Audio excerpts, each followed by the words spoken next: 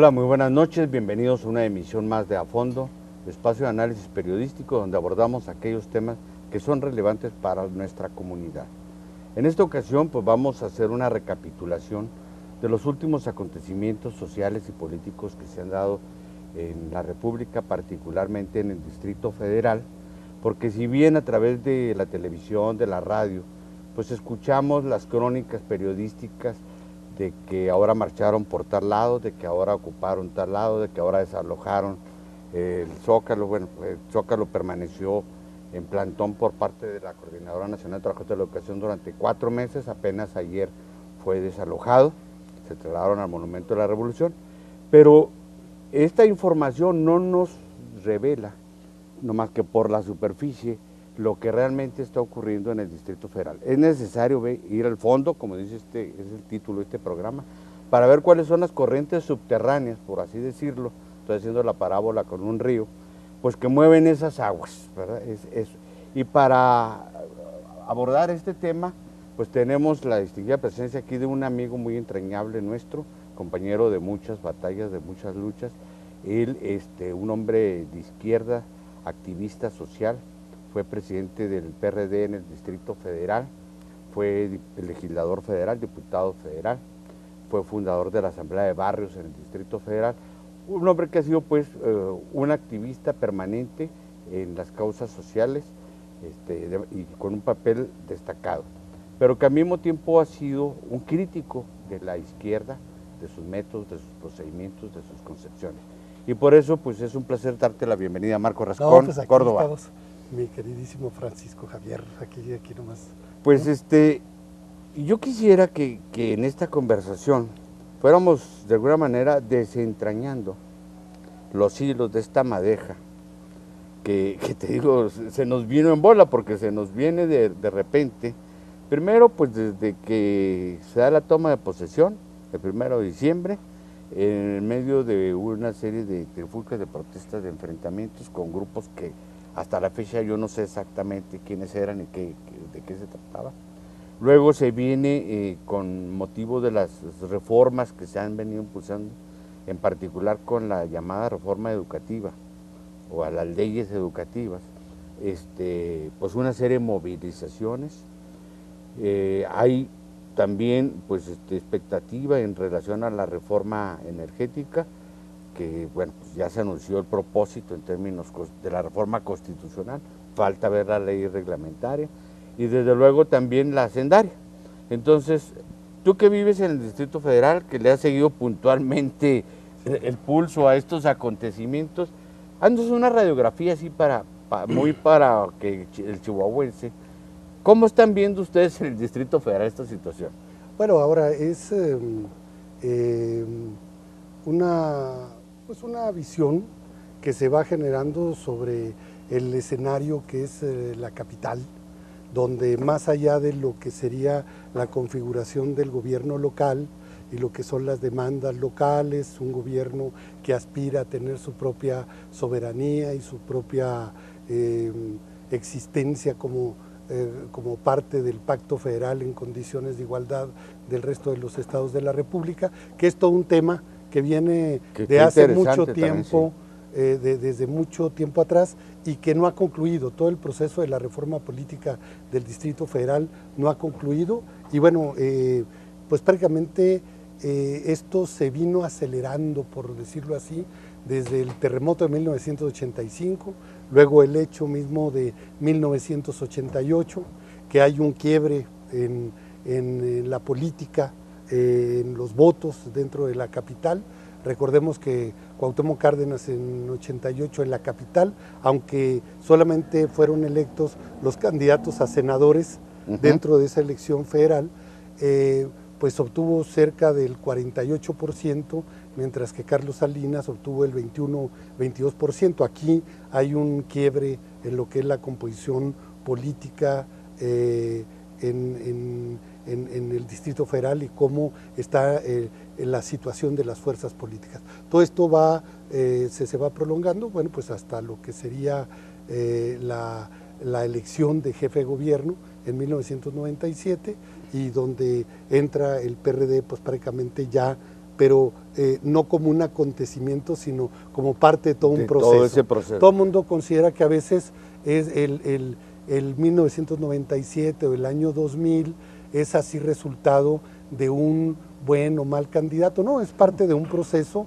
donde la conciencia, la ciudadanía, los movimientos propiamente nacionales y locales, pues generan una tendencia muy importante de apertura, de transformación, de cambios políticos importantes dentro de la capital. Ya iba eso, ¿no? Ahora. Y esto que está señalando es muy importante para ubicarlo en esos dos parámetros. Por un lado, pues es la sede de los poderes, ¿verdad?, federales. Lo que conlleva en que todas las protestas que tienen que ver con el gobierno federal, de alguna manera, pues es el espacio natural para que lleguen ahí, ¿verdad? Ahí desembocan todas las...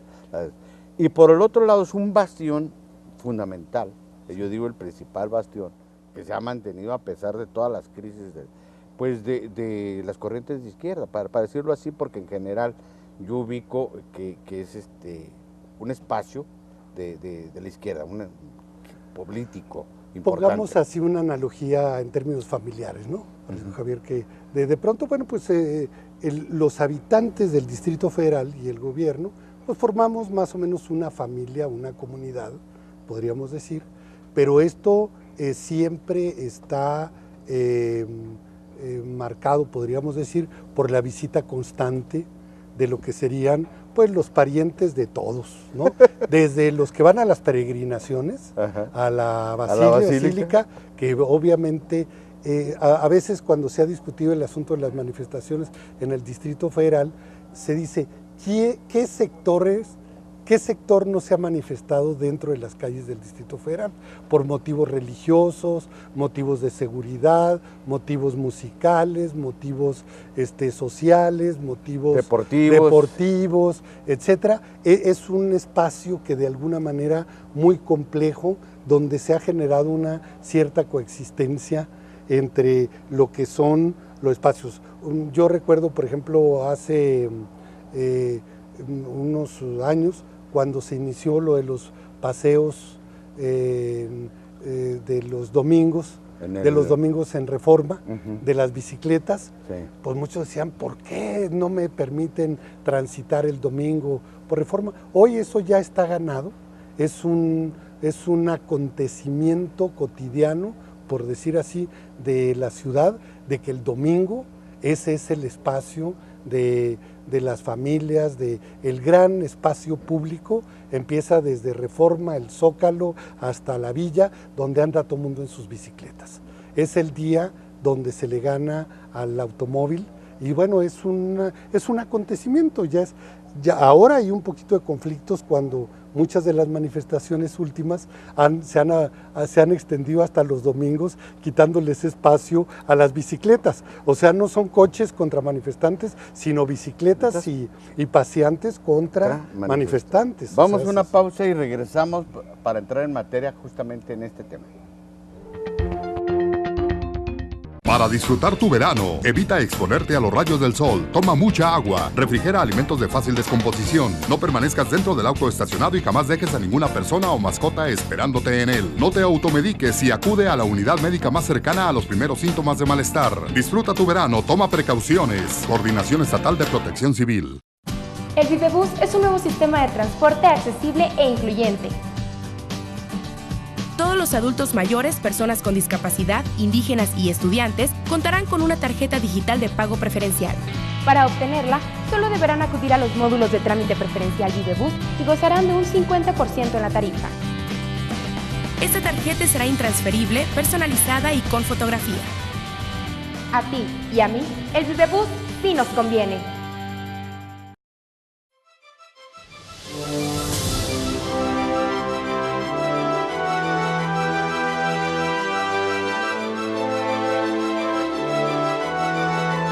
Empezar desde cero. Crear. Prepararme para poder dar lo mejor de mí en todo momento.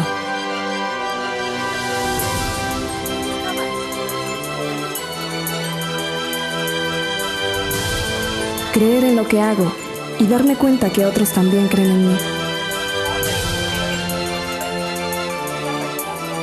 Hay cientos de cosas que me hacen sentir que voy bien, que puedo lograr más. Pero solo una me hace llenarme del orgullo de ser universitaria. Orgullo de ser Watch.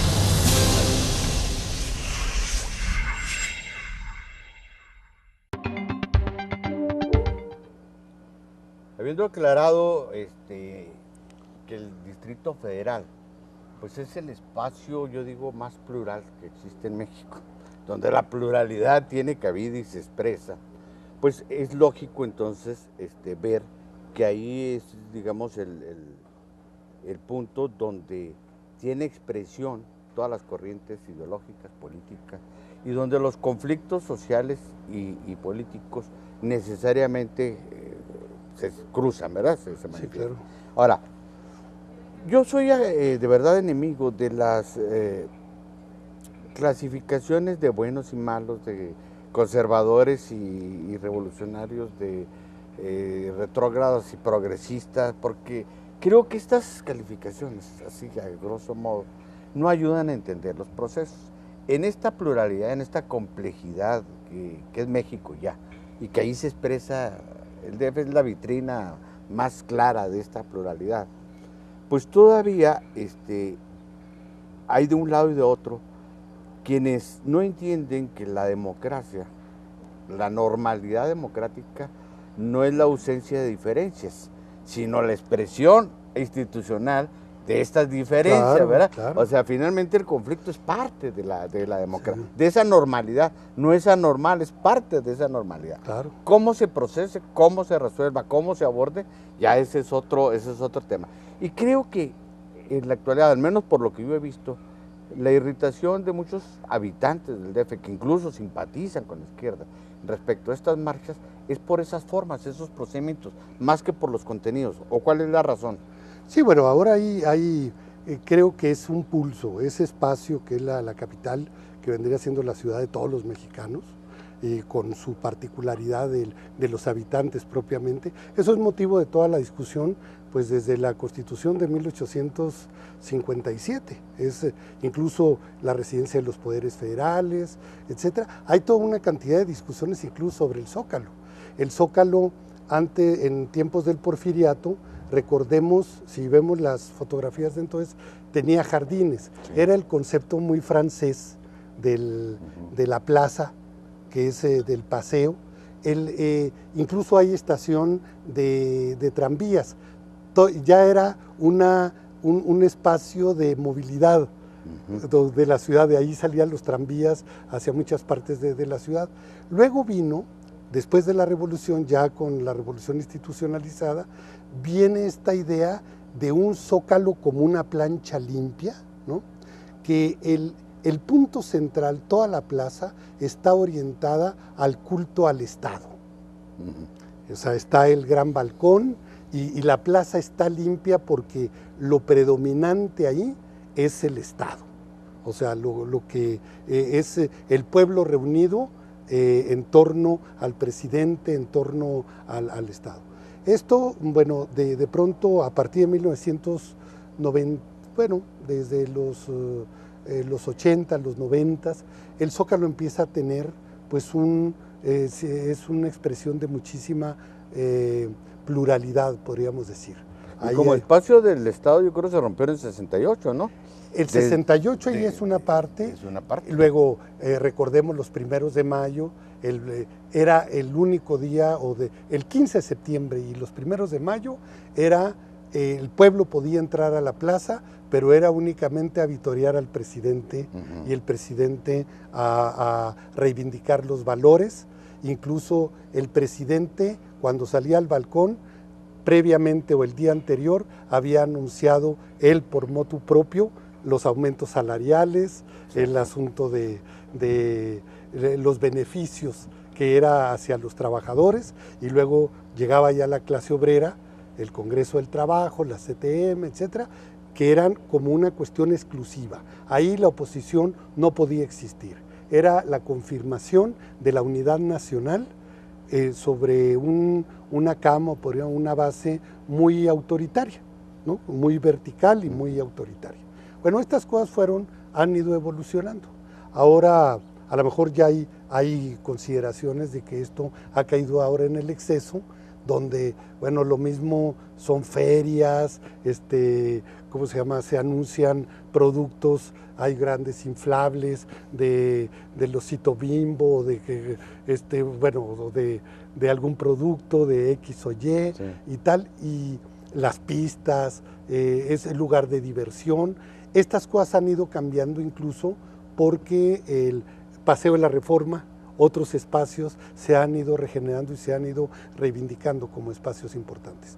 Pero esto ahora, por lo mismo, y regresando a la pregunta, ha sido la expresión también, el espacio donde se ha expresado, pues la situación política nacional y el estado de conciencia general y sobre todo de las estrategias de las fuerzas políticas, sociales, en relación a su percepción que tiene sobre el momento del país. Hay esto que en la medida en que la sociedad se ha ido pluralizando, hay una cantidad de espacios autonómicos, o sea, sí, en todo el país, sí, y demás, de pronto hay un ambiente de que la transición o la alternancia en la presidencia a partir del año 2000 ha ido desembocando en una especie de polarización, en una polarización política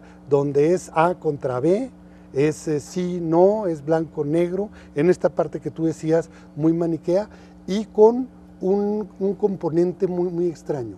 El anterior presidente todavía tenía mayoría absoluta en el Congreso para mantener la gobernabilidad y sus reformas, podríamos decir, o sus cambios. Ahora eso ya no existe desde hace, pues prácticamente desde 1997, el PRI deja de tener el 51% de la representación en la Cámara de Diputados y en el Senado, y por lo tanto se genera un sistema de minorías, donde las minorías ahora tienen la posibilidad de entrar a negociar lo que son sus votos, su fuerza, a cambio de compensaciones incluso en otro nivel y en otro sector, ¿no? O en otro tipo de temas. Y esto ha ido generando pues una cierta paralización en el país y que con todos los ingredientes de la polarización, pues el país ha estado entrando en una idea de disfuncionalidad política donde se reclama una normalidad, como tú lo señalabas, una normalidad democrática, pero esto no ha sucedido y por lo tanto hay una percepción ciudadana que yo para qué quiero esta democracia si esta democracia me llevó a la paralización, y entonces hay encono, hay enojo, hay una percepción muy extraña. Fíjate que, por ejemplo, en tiempos muy anteriores, tú recordarás, ¿no?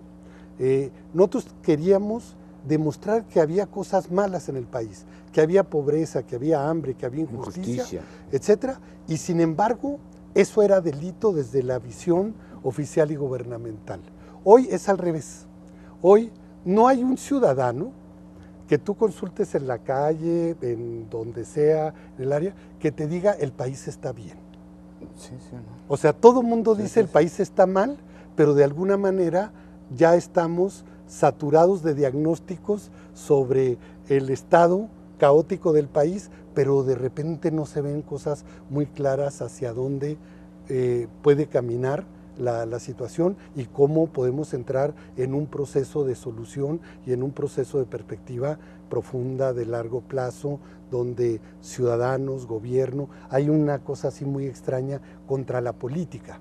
Si hoy estamos en contra de la política, pues entonces lo que queda, pues es la insurrección. Creo que la política es fundamental, es una de las actividades humanas más importantes para precisamente no agarrarnos a trancazos con las diferencias. Las manadas de lobos, de tal, etcétera, tienen una forma muy política, se mueven sobre el macho alfa o sobre tal. Bueno, aquí la política es una de de las cosas más importantes que caracteriza al ser humano y bueno, la requerimos y la necesitamos de manera constante, pues para poder solucionar gran parte de los problemas del país, ¿no? Y vamos a abordar algunos de estos problemas que ahorita son los que han polarizado aún más esta situación y creado, yo digo así, una expectativa muy compleja, ¿verdad? Porque finalmente no sabemos cuál va a ser el resultado. Regresamos con este tema. Si vives en zonas de riesgo y se presentan inundaciones, sigue estas recomendaciones. Prepárate con una reserva de alimentos y agua potable. Guarda en una bolsa de plástico los documentos importantes. Integra un kit de emergencia. Recuerda mantener siempre la calma y en caso de emergencia pide ayuda al 066. Prevenir es vivir. Coordinación Estatal de Protección Civil.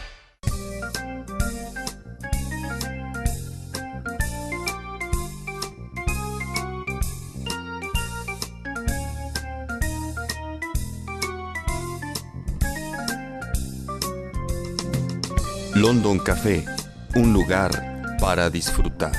Olvídate de cargar efectivo o estar buscando cambio. El sistema de pago Vivebus es fácil y muy práctico. Con la tarjeta digital Vivebus podrás accesar a la ruta troncal y a los autobuses de las rutas alimentadoras. Podrás adquirir tu tarjeta en cualquier terminal o estación. Solo sigue las indicaciones que aparecen en la pantalla.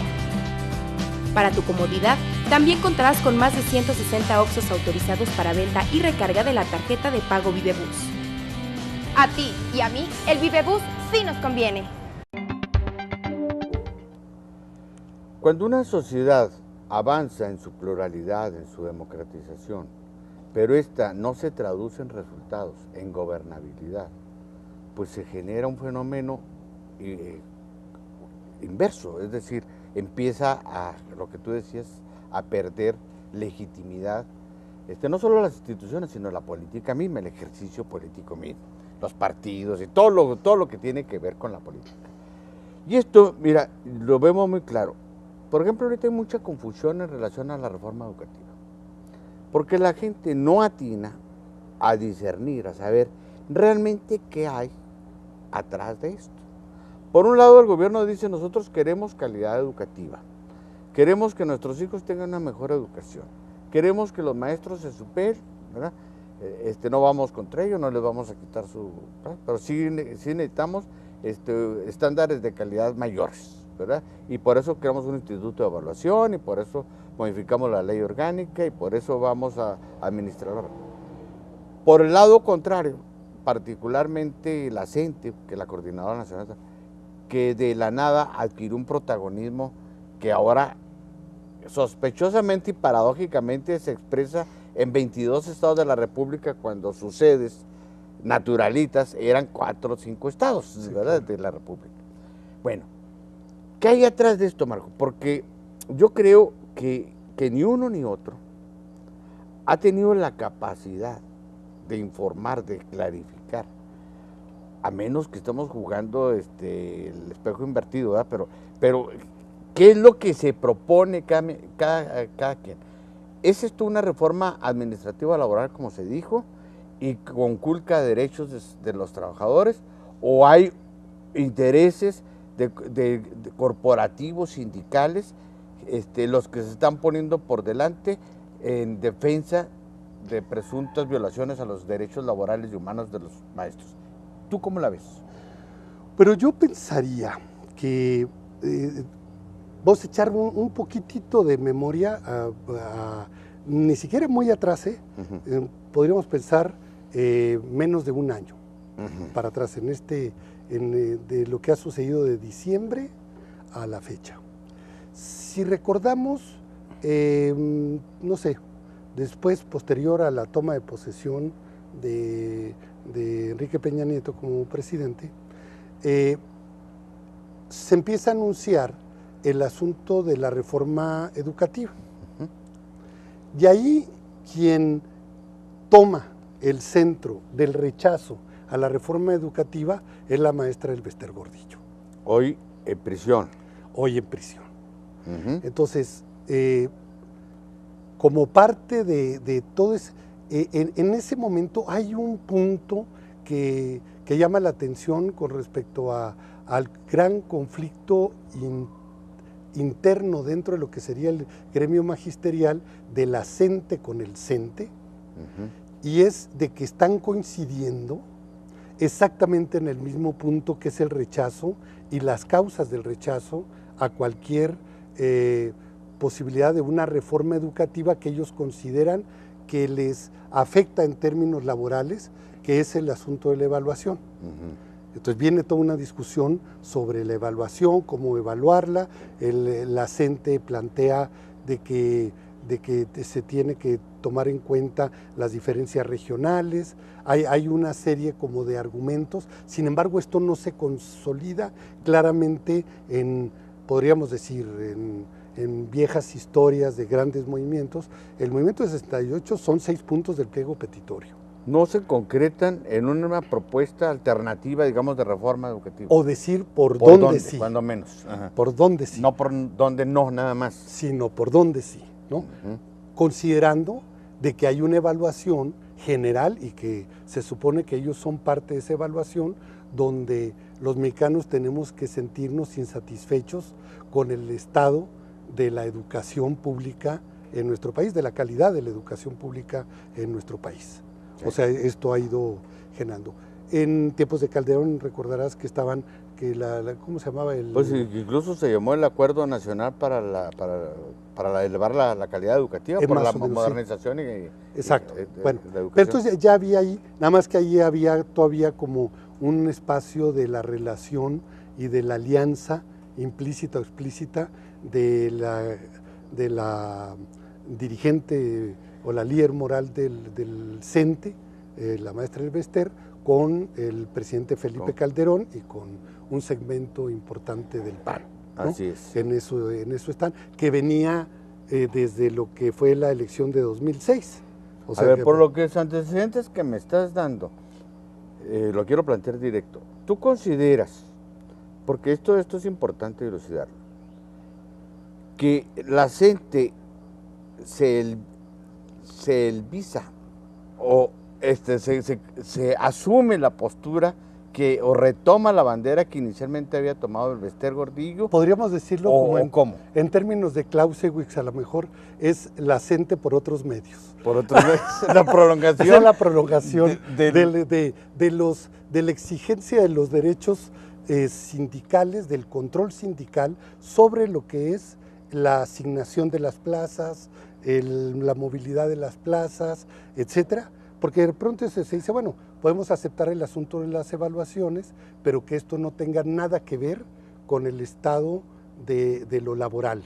Pero este mimetismo, porque es un mimetismo, que es muy interesante elucidarlo, porque yo recuerdo, la CENTE surge supuestamente, o eso al menos, no supuestamente, esos fueron sus orígenes, contra ese corporativismo sindical, que le atribuyen a vanguardia revolucionaria primero, sí, claro, y luego después a lo de Elbester Gordillo, y dicen, es que ellos, ¿verdad?, no nos representan, sí, claro, no, ellos son una mafia dentro del sindicato que nos tiene marginados, que nos conculca, no nos permite avanzar, no nos permite, y ahora ellos se convierten en defensores de esto, es lo que yo todavía no entiendo bien.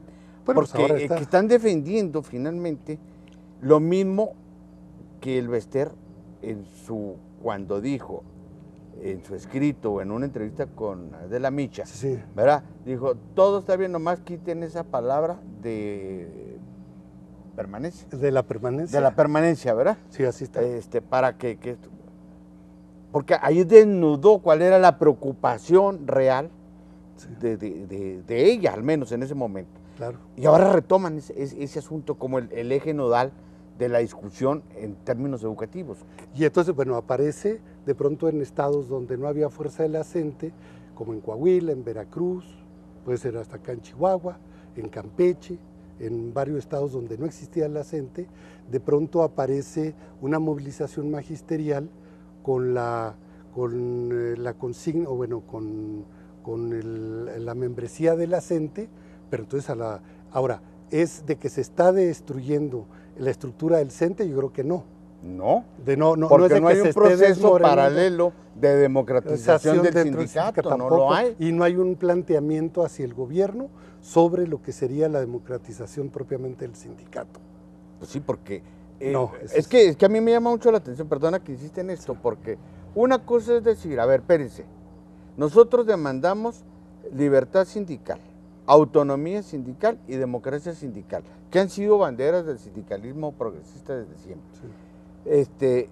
¿Libertad qué? Pues de afiliación, etcétera. ¿Autonomía ante quién? Pues ante el Estado, ¿verdad? ¿Democracia qué? Pues para los procedimientos de elección de los dirigentes.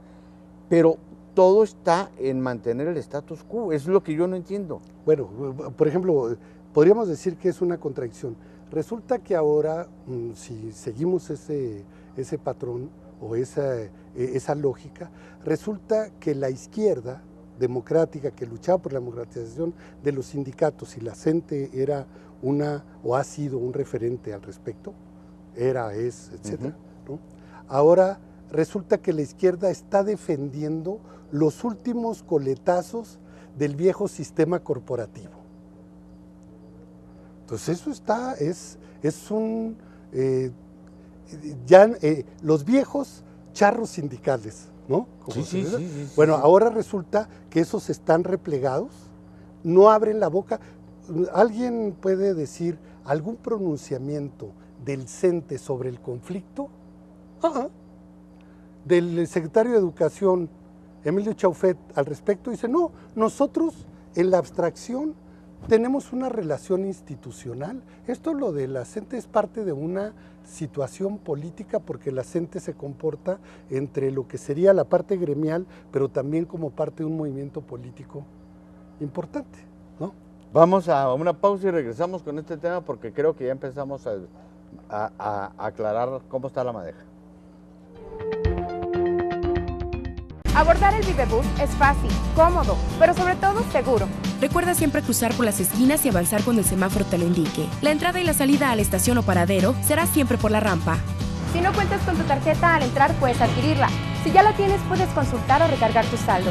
Todo aquí en la máquina expendedora de tarjetas. A unos pasos está el acceso general. Solo pasa tu tarjeta y automáticamente cobra el pasaje y tendrás libre acceso al autobús de la Troncal. A ti y a mí, el Vivebus sí nos conviene.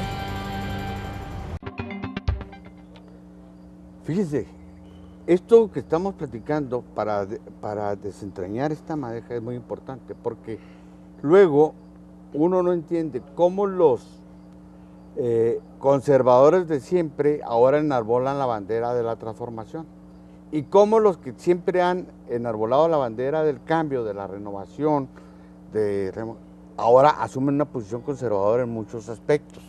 Es que esto de verdad es motivo de una reflexión y de un estudio profundo. Hay una cosa que siempre se ha reconocido, y creo que no faltan elementos para pensar lo contrario, y es de que el Bester Gordillo es una gran estratega.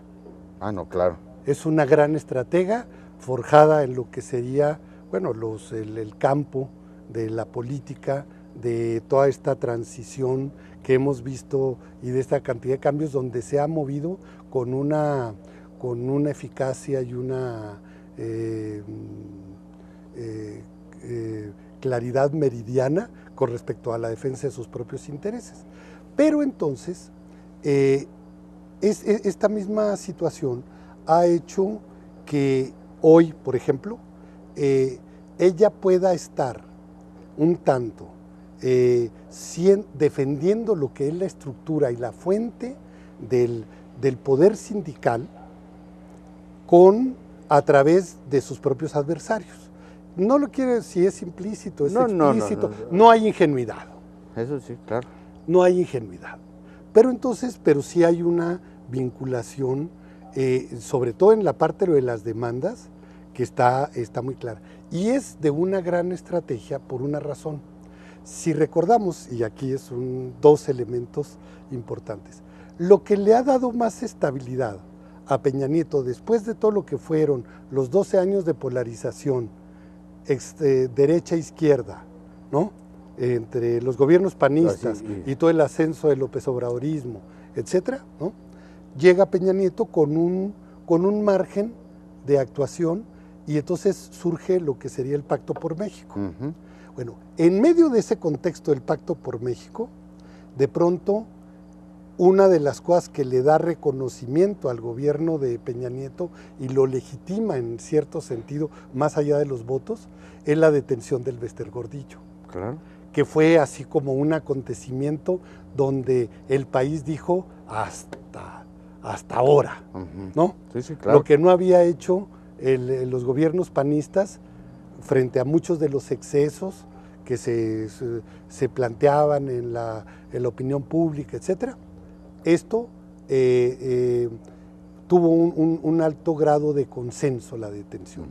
Entonces, la maestra Elvester, ya detenida, hoy en estas características, en estas condiciones, se trae toda esa fuerza desde Oaxaca, particularmente la sección 22, hasta el Zócalo de la Ciudad de México, y pone torre y caballo juntos ahí, y les pone una jaqueada, más o menos, bueno, al PRD, a los gobiernos de izquierda, porque Mancera, por ejemplo, en este caso es frente, por ejemplo, a lo que fueron los intentos de bloqueo o los bloqueos al aeropuerto, era o me reprimes o quedas frente a tus ciudadanos como un débil y un irresponsable.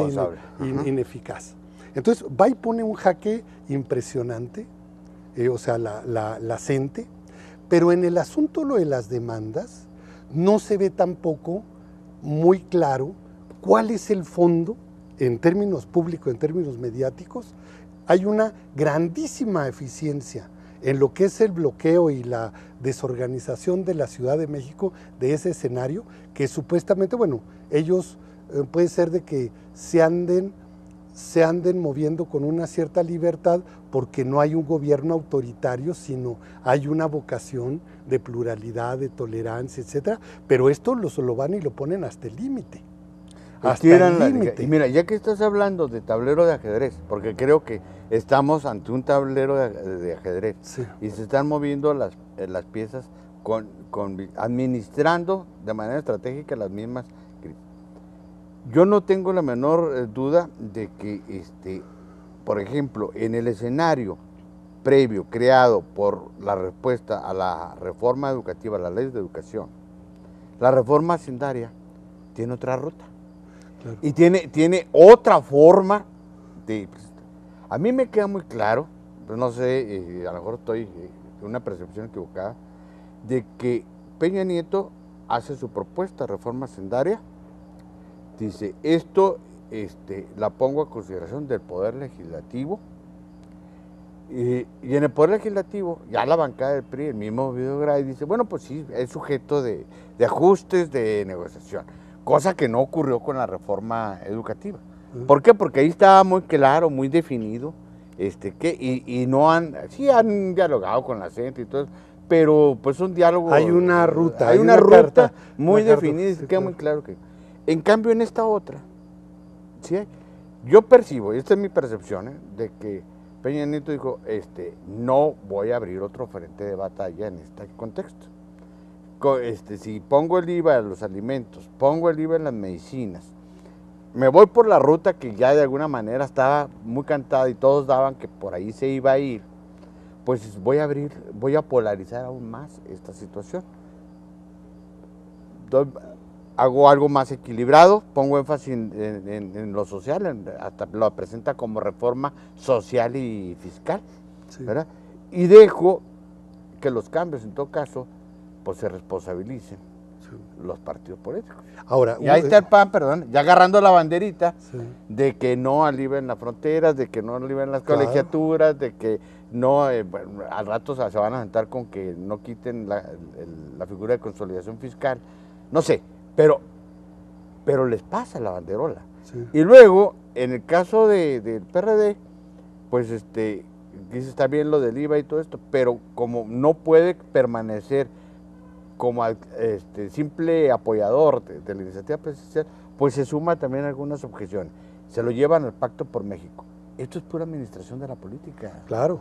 Ahora, hay que decir, por ejemplo, ¿por qué votó mayoritariamente el PRD en la Cámara de Diputados la reforma educativa a favor. Sí, sí. Bueno, es que introdujeron como parte de todas las negociaciones con los diputados del PRD particularmente y los de la CENTE, se hicieron más de 115 modificaciones al proyecto original del Pacto por México, del Consejo Rector. O sea, ellos estuvieron de acuerdo. Hay toda una nota en periódico Reforma, donde una de las periodistas saca toda la evolución de todo lo que fue la negociación en gobernación, donde estuvieron de acuerdo los dirigentes de la CENTE sobre ese tipo de modificaciones. Pero el gran problema es de que hay un trasfondo también político, que ahí es donde entra qué es lo que está sucediendo en esta madeja. Se están jugando cosas distintas, o más allá de lo que sería propiamente cada una de las reformas. Esto que señalas ahorita con respecto a la reforma hacendaria, aparece como es la primera vez donde el presidente lanza una iniciativa y el Congreso le corrige la plana. Pues sí, por eso te digo, pero esa es una ruta predeterminada. Ya Yo está, digo eso que ya es una está con parte, cálculo, ¿no?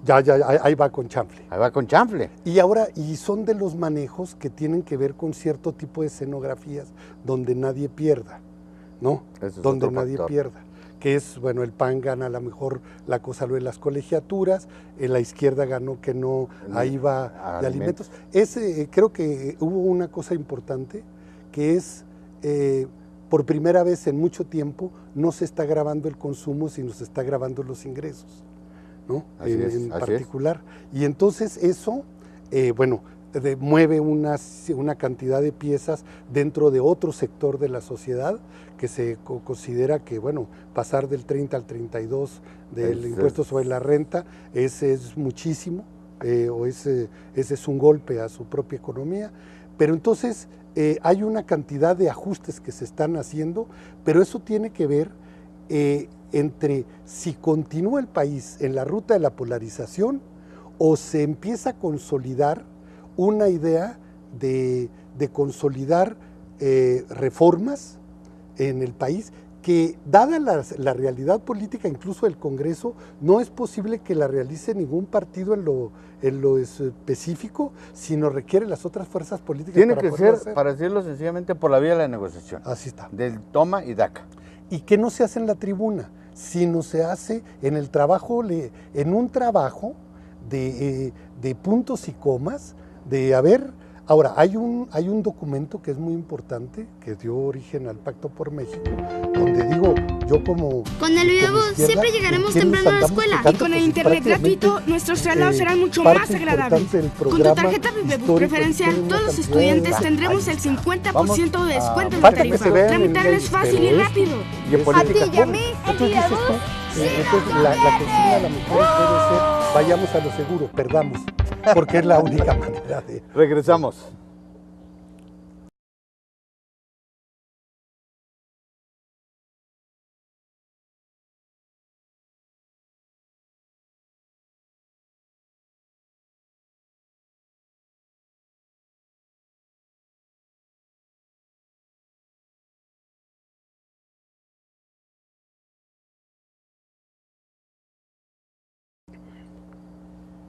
Así, aunque sea vuelo de pájaro, hemos abordado, no en detalle las propuestas de reforma, sino el contexto político en que se dan y cómo se están procesando. Porque creo que esto es lo de fondo, lo demás es de superficie y de alguna manera ya todo el mundo lo conoce. Y hay el otro tema. ¿Tú crees que entonces, en este esquema, en este marco que estamos haciendo referencia político, se va a dar también una reforma negociada en términos de la reforma energética? A mí me quedó muy claro, desde que sale el presidente Enrique Peña Nieto a decir que su propuesta está inspirada en la figura y de Lázaro Cárdenas, bueno, pues me quedó muy claro, ¿verdad?, y que no iba a haber privatización. Pues me quedó muy claro que de entrada le iba diciendo en particular a una ala del PRD, la que encabeza Cuauhtémoc Cárdenas, no queremos bronca con ustedes, o sea, no vamos para allá. ¿Tú crees que esto se va a procesar también así en ese esquema? Pues yo digo que por lo que ha sucedido con la de telecomunicaciones, que no habíamos mencionado. Que tampoco, también es claro, que ese fue una cuestión que fue muy sorpresiva, casi al inicio. Sí. Al inicio, pensando que gran parte del tema de las campañas en el 2012 fue el tema de los medios. Sí, de los medios. Y de los monopolios y de... ahora, hay alguien que ha dicho, el gran problema de México son su sistema corporativo, sus fuerzas todavía corporativizadas y los monopolios. Son los dos extremos que impiden que el país pueda avanzar y pueda caminar en liberando una cantidad de potencialidades en el sentido económico, en el sentido social, de la educación, de 20,000 cosas. Hay una serie de planteamientos que creo que son muy importantes de los que ha hecho Cuauhtémoc con el propio PRD, que es salirse y zafarse de la idea de no a la reforma, sino decir, nosotros tenemos una propuesta alternativa, y entonces es fijar los criterios y los marcos de esta idea de no a la privatización. Creo que es un gran consenso nacional también. Sí. Al revés de la cuestión educativa, aquí hay un gran consenso nacional de que el petróleo no debe ser privatizado, porque hay experiencias de lo que sucedió también durante el salinismo, de lo que sucedió con la privatización bancaria, la privatización de la minería, de las telecomunicaciones, de las concesiones de radio y televisión, de la banca, del maíz, del cemento, etcétera. Bueno, esta cuestión hay una cuenta, ¿no?, que los mexicanos le tienen en términos de desconfianza a los que plantean que la herencia del petróleo debe ser manejada por supuestamente los hijos ricos que saben hacer negocios, pero terminan haciendo negocios para ellos, despojando al resto de los herederos. Y luego hay la otra parte también, que dicen que el petróleo se vaya y se reparta, que ya no lo den, yo ya es lo que quiero que ver, en despensas, en algo, pero yo lo quiero ver que me den algo, ¿no? Pero que se destruya, pero que me den algo, ¿no?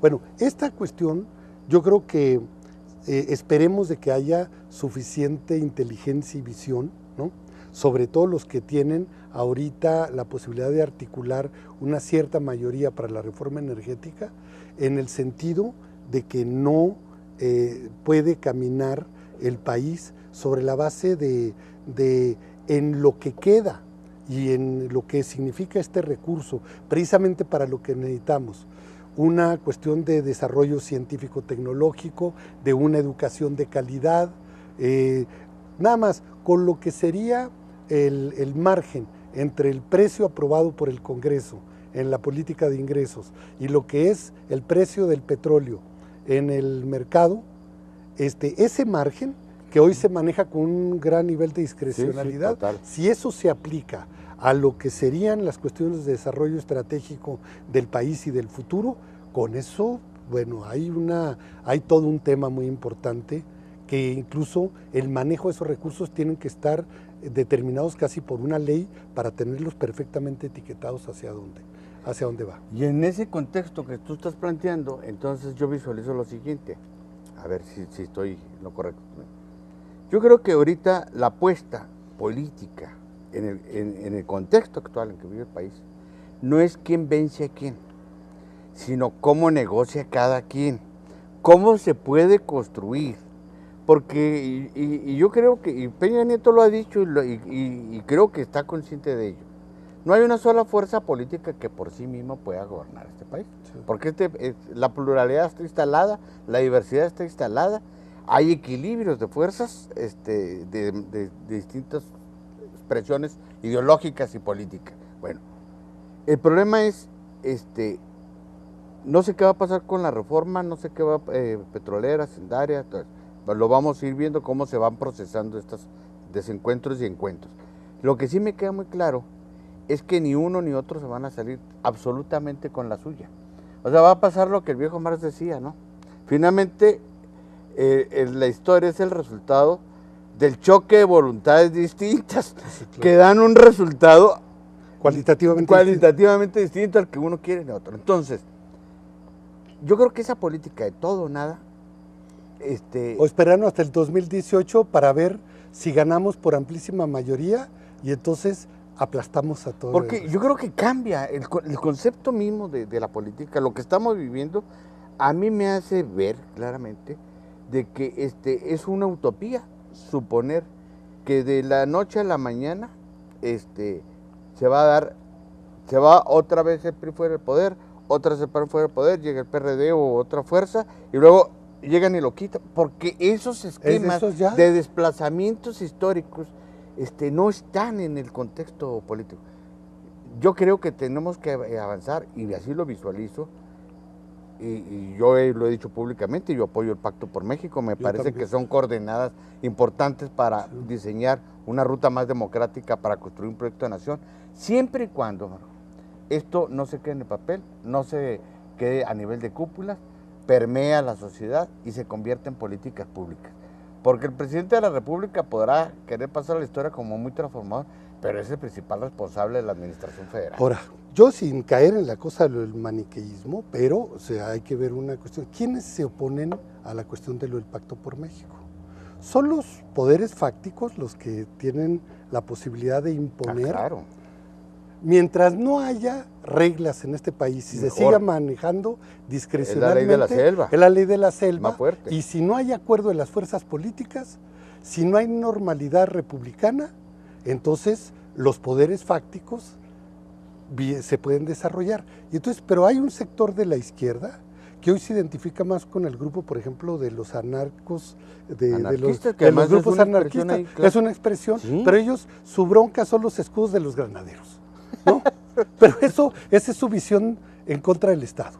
Sí, sí, ¿no? Sí. Y creen que que el granadero es sí representa al Estado, pero hasta ahí les llega la visión, un poquito. Bueno, pero hay un sector que dice, independientemente de los niveles de confrontación, dicen, esa es la ruta de prácticamente llegar a los grandes cambios sobre la base de quitar a los granaderos de la calle.